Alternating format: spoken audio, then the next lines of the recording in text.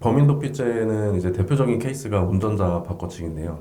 예, 동승자임에도 불구하고 내가 운전했다. 네, 그리고 음주를 한 운전자는 내가 운전 안 했다. 이렇게 둘이서 입을 맞춰서 거짓말을 하는 건데요. 안녕하세요. 사건사고TV 김진우입니다. 이번 시간에는 민성욱 변호사님 모시고 위증죄와 공무집행 방해죄에 대해서 알아보겠습니다. 변호사님 안녕하세요.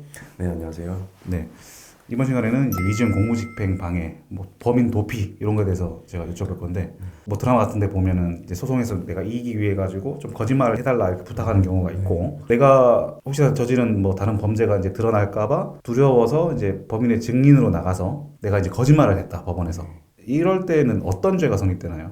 네, 법원에서 선서를 하고 위증을 한 경우에 이제 성립하는 죄가 위증죄고요. 네. 이게 법정형이 5년 이하의 징역이나 1천만 원 이하의 벌금형이라서 상당히 중한 죄에 해당을 합니다. 그래서 위증죄에서 말하는 이제 허위 진술이 진술 내용이 객관적인 사실에 부합하는지 여부와는 상관이 없이 자기가 직접 경험했거나 간접적으로 들어서 아는 것에 대해서 자신이 아는 대로 진술을 했는지 에 따라서 판단이 됩니다. 따라서 아예 없는 일을 만들어서 거짓말을 한 경우는 물론 자기가 잘 모르는 사실인데 아는 것처럼 얘기를 했다거나 또는 남에게 들어서 아는 내용인데 내가 직접 목격한 것처럼 얘기를 하거나 이게 전부 다 위증에 해당합니다. 근데 그 사람이라는 게 실수를 할 수도 있을 것 같아요. 만약에 진짜 오래된 일이에요. 5년, 10년 옛날이라서 진짜 기억이 좀 잘 안 나가지고 본의 아니게 좀 허위 사실을 말하게 될 수도 있지 않습니까? 이런 경우에는 어떻게 되나요? 네, 만약에 이제 너무 오래된 일이라서 기억이 안 난다거나 착각을 해가지고 실수로 허위 진술을 하게 되는 경우가 있죠. 근데 이에 대해서는 법원은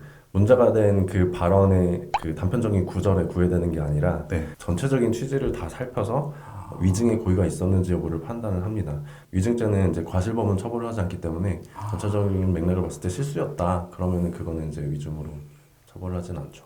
하지만 이제 증인은 자기가 알고 있는 대로만 얘기를 하면 되는 거기 때문에 오래된 일이라서 기억이 잘 나지 않는다거나 아니면 잘 모르겠다 그러면 사실대로 기억이 나지 않는다 아니면 잘 모르겠다 이렇게 말씀하시는 게 나중에 불필요한 오해를 사서 조사를 받게 되거나 이런 일을 피할 수 있는 방법입니다. 아까 그럼 증인이 선서를 하고 거짓말했다. 그럼 위증죄에 해당이 되고 만약에 이제 형사재판에서 피고인이 거짓말을 해도 위증죄가 성립하나요?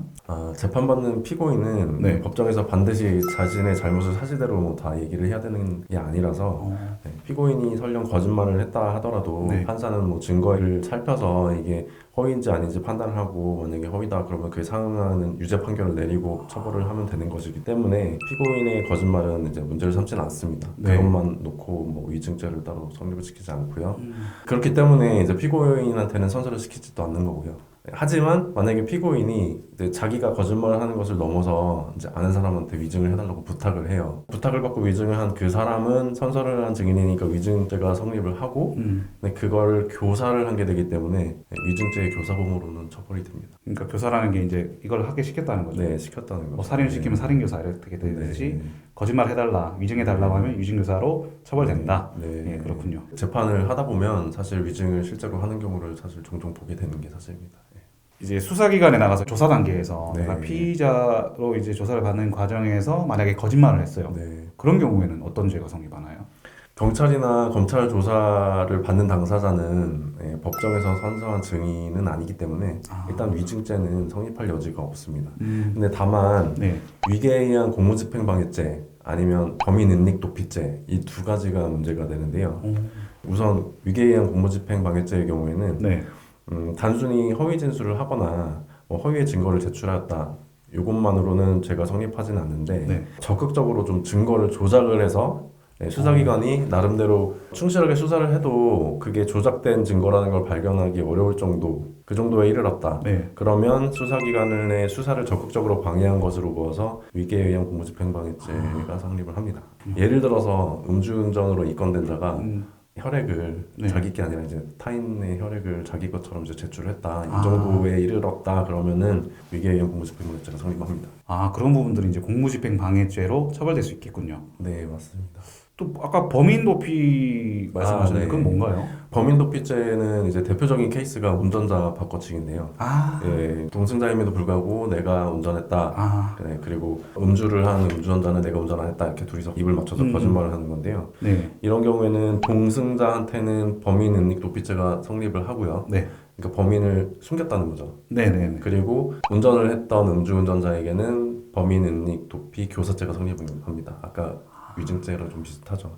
예. 그러니까 네가 운전한 것처럼 해달라 네. 시켰으니까 또 교사죄가 되는 네. 거예요. 범인이 스스로를 숨기는 거는 죄가 되지 않는데 네. 타인을 숨겨주는 거는 범인 은닉 도피죄가 성립을 하거든요.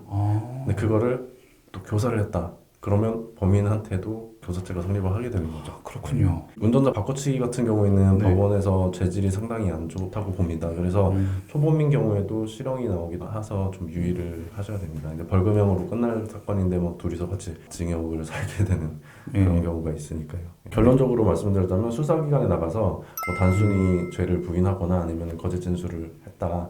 이것만으로는 죄가 되지 않는다. 하지만 증거를 조작해서 또는 제3자와 말을 맞춰서 이제 범인을 바꿔치기를 한다거나 이렇게 적극적인 방법을 사용하셨다면 상당히 중하게 처벌될 수 있으므로 유의를 하셔야 되겠습니다. 네, 그렇군요. 말씀 잘 들었습니다. 네, 이번 시간에는 민성욱 변호사님 모시고 법원이나 수사기관에서 거짓말을 했을 때 해당될 수 있는 죄에 대해서 알아봤습니다. 영상 시청해 주셔서 감사합니다.